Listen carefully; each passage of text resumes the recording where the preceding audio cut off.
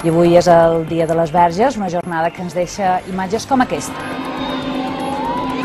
Nins que canten serenates per conquistar les nines i per si la música no basta, clavells i bunyols, els regals tradicionals d'aquest dia. Pràcticament tots els forns de Mallorca avui fan olor de bunyols, també les cuines de moltes cases.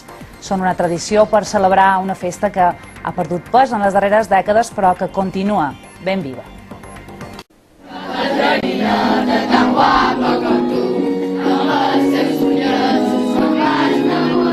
Cançons d'amor cantades sota la finestra de l'estimada.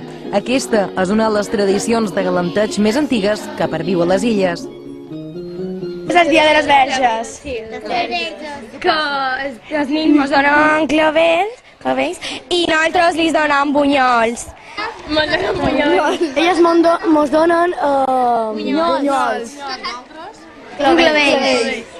Una tradició que han homenatjat al Col·legi Sagrat Cor de Palma. Cada nin ha entregat per sorteig un clavell a una nina de la classe. Alguns se n'han reservat per repartir la intimitat.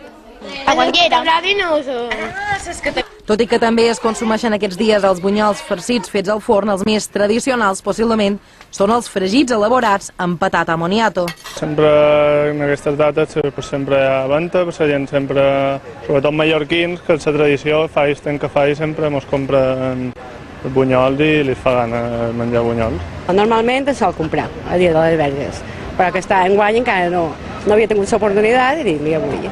Avui es commemora el sacrifici de Sant Úrsula quan es dirigia a Roma en companyia amb 11.000 verges, segons diu la llegenda.